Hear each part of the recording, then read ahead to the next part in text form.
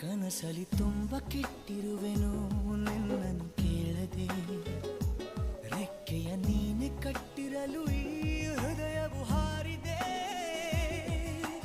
ನನ್ನ ಕೌತುಕ ಒಂದೊಂದೇ ಹೇಳಬೇಕು, ಆಲಿಸುವಾಗ ನೋಡು ನನ್ನನ್ನೇ ಸಾಕು.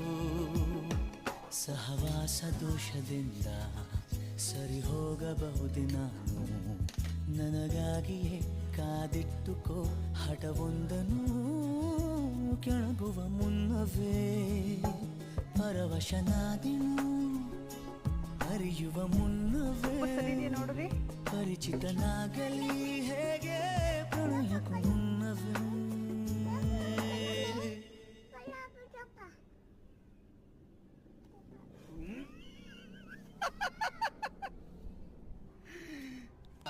ಹಾಕೋದು